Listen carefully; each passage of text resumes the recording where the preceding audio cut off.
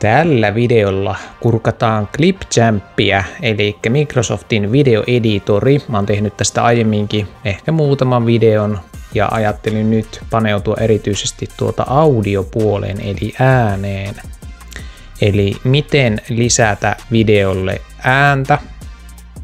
Se siis lisäysprosessi on käytännössä samanlainen kuin mediaa yleisesti lisätään, mutta ensinnäkin mistä löytää esimerkiksi taustamusiikkeja, mistä löytää ääniefektejä, niin kuin tämmöisiä. Eli käydään vähän niin kuin audiopuolta enemmän tässä läpi. Samalla tulee tutuksi myös muutenkin erilaisten efektien lisääminen videoille. Tämä tuli tosiaan toiveesta, tämmöinen video, niin tehdään nyt sitten tällainen. Mutta ennen kuin mennään tuohon editorin puoleen, niin hypätään tämmöiseen osoitteeseen kuin epidemicsound.com.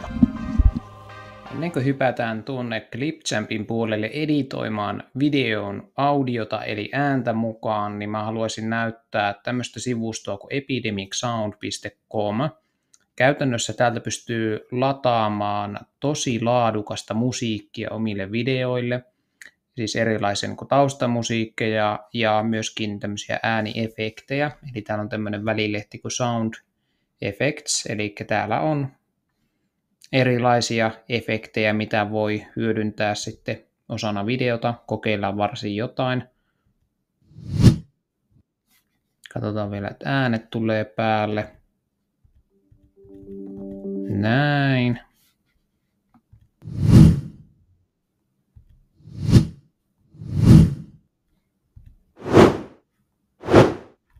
Eli tämmöiset niin kuin ääniefektit yleensä korostaa jotain tiettyä kohtaa siellä videossa.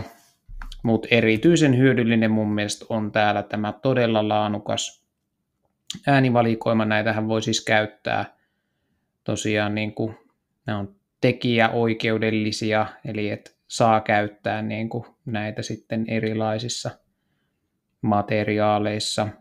Kannattaa ottaa täältä testiin. Mäkin otin itse asiassa 30 vuorokauden tämmöisen ilmaisen kokeilun, mitä on käyttänyt muutamassa eri projektissa, niin sitä kautta on kyllä tykästynyt tosi paljon tähän Epidemic Soundiin. Ja täällä on itse asiassa mobiilisovelluskin. Eli jos tekee niin kuin täysin kännykällä videota, vaikka lyhyt videota, niin saa sinne kivoja taustamusiikkeja sitten tämän avulla. Mutta hypätään seuraavaksi tuonne, mistä tämä editointiprosessi lähtee liikkeelle. Eli Microsoft Clipchamp-niminen ohjelma löytyy Windows-koneilla esiasennettuna sovelluksena, löytyy osoitteessa clipchamp.com, pystyy luomaan sinne uuden tilin ja on tosiaan ilmainen käyttää. Se on tässä niinku kivaa, tosi helppokäyttöinen, matala oppimiskäyrä.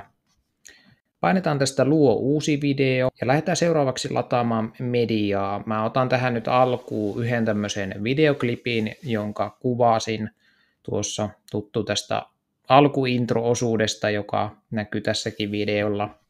Eli täällä on tämmöinen tuo media sisältöä painike. Haetaan koneelta se video. Se voi olla myös, jos olet ottanut kännykällä jonkun videoklipin ja tallentanut sen vaikka johonkin Google-kuviin, niin sehän voi sieltä esimerkiksi Google-kuvista ladata koneella sitten ja sitä kautta lisätä tänne, jos tykkää tietokoneella tämän editoinnin tehdä. Ja ladataan se mediasisältö. No niin, mä latasin tänne mediasisältöä, ei mitään kaikista kauneinta sellaista, mutta latasinpa kuitenkin. Tai itse asiassa äänet tuosta nyt pois päältä. Niitä tuo mediasisältöä, lisään tämän videoklipin tänne. Ja itse asiassa, jos mä haluaisin, niin mä voisin vaikka tätäkin nopeuttaa. Eli täällä on tämmöinen nopeusosio, niin mä voisin laittaa vaikka 2-kertainen tai jopa 3-kertainen nopeus. Niin nyt kun katsoo sitten tämän klipin tästä, niin sen alkuosuuden itse asiassa, näpä vähän takaisinpäin. Niin leikataan tähän ennen kuin puhe alkaa.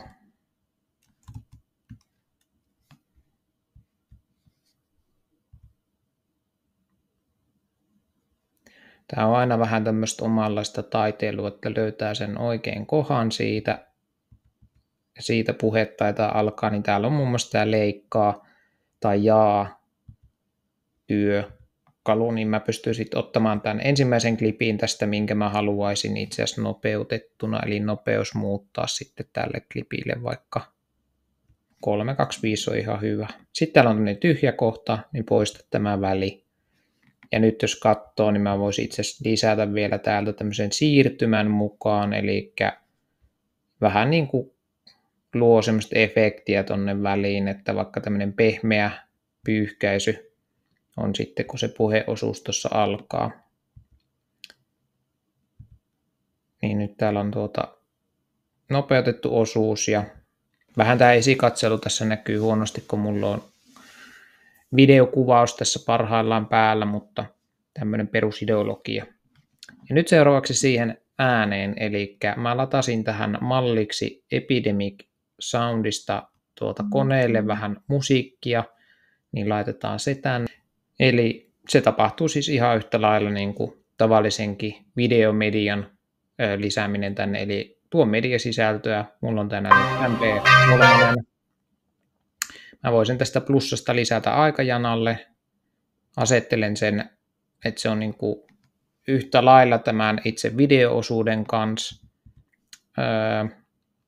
Ja joo, nyt mä voisin itse asiassa ottaa myös tästä ääniraidasta, niin täällä on tämä himmennys, niin mä voisin laittaa vaikka siihen 0,7 sekuntia alkuun ja loppuun se sitten himmentää sitä, että se niin kuin menee sujuvasti se ääni lähtee siinä liikkeelle, että se ei ole vaan semmoinen, että yhtäkkiä vaan töksähtää, mutta nämäkin on makukysymyksiä.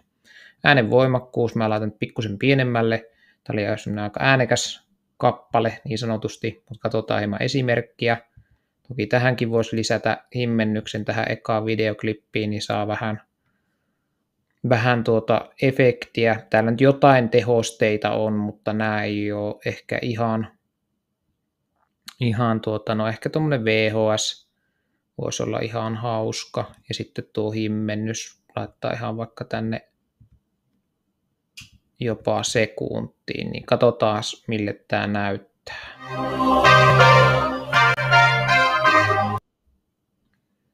Ja nyt oikeastaan pitää vähän zoomata taas aikajanalla, koska täällähän alkoi jo sitä aika nopeasti tuo puheosuus. Niin mä voisin itse asiassa tehdä niin, että kun se puheosuus tässä alkaa, niin tähän kohtaan voisin leikata tuota ääntä. Ja no, katsotaan, että se osuu tuohon kohdilleen. Osaisiko se tuosta näin, naps. Niin nyt kun mulla on tässä tämä ääniraitaosuus, niin tämän äänen voimakkuus voisi itse asiassa olla tosi pienellä siellä taustalla, että se ääni varmasti kuuluu tai jostain muutamasta prosentista. Mutta näin niin kuin esimerkkinä.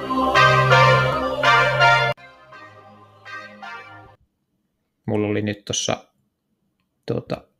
nyt on äänet päällä tuolta. Niin.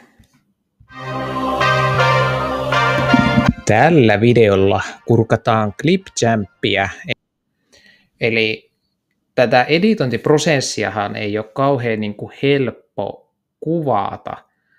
Eli siis tavallaan niin kuin näyttää toiselle, miten se editointiprosessi toimii, mutta ihan sama ideologia kaikissa näissä editoreissa pitkälle on. Eli lisätään mediaa, tyypillisesti se on joku oma mediasisältö, välilehti, tuo mediaa, se voi olla videoa, se voi olla ääntä, se voi olla myös kuvia.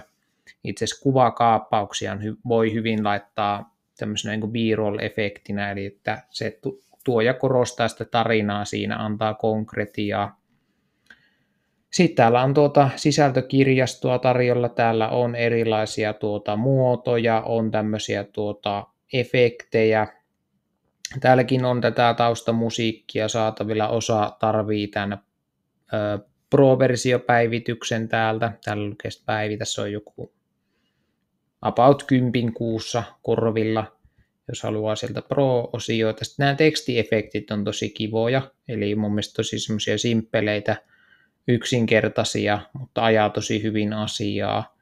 Eli tämmöistä niin kuin siistiä otsikkoa, ja jos jotakin podcasteja tai muita editoi, niin täällä on tämmöisiä niin kuin osuus siinä voi hyvin tuoda esiin vaikka sitä, että kuka on se puhuja, millä tittelillä, mistä firmasta se on niin edespäin, niin hyviä tämmöisiä perusefektejä tai tämmöisiä niin kuin avaus efektejä.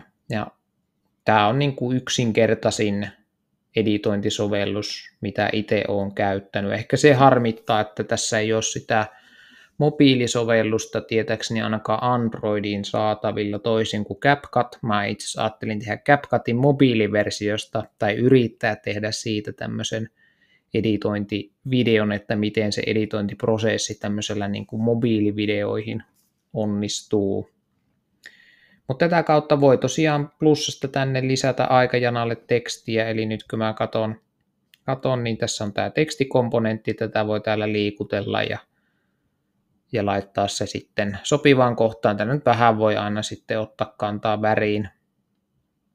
Ynnä muu on täällä tämmöinen varjostusnäppäin muun muassa. Niin ihan kivoja pikkueditointilisiä saa sitten tämmöisilläkin. Täältä saa vietyä sen videotiedoston ja ihan yhtä lailla toimii myös niiden ääniefektien tuominen täällä oman mediasisällön kautta. Mutta nyt tosiaan tämä on vähän hankala, kun tämä editori ei taho pyöriä kauhean hyvin tämmöisellä peruskoneella, jos on niin kuin tämä kuvaushetki tässä samalla menossa, niin näytän vain tämän ideologian. Mutta tämmöinen video tällä kertaa, eli Clipchamp videoeditoinnin ehkä perusteita, mutta myös korostain sitä äänipuolta, että yhtä lailla tänne sitten saa tätä taustamusiikkia ja ääniefektejä sitten. Ja sitten tässä sitä pyritään esikatselemaan, että se on hyvä se video omiin. Tällä viin. Jos tykkäsit videosta, pistä peukkua, pistä kaverille, joka opettelee videoeditointia. Ja mun mielestä tämä nyt on vain henkilökohtainen mielipide, mutta videoitahan voi myös överi-editoida, eli niin paljon, että en tiedä, ei löydy sanoja, mutta tavallaan se pointti, että älä editoi liikaa, vaan keskity enemmän siihen niin kuin skriptaamiseen, eli käsikirjoittamiseen siinä mielessä, että mikä se on se sanoma, miten se katselija siitä hyötyy. Mäkin tässä niin kuin pyrin tekemään videota, että joku oppisi, joku aloittelija, joka harjoittelee tätä editointia ja miettii, millä ohjelmilla se olisi mahdollisimman helppoa, jotta sitten voi tulevaisuudessa tasoaan nostaa, niin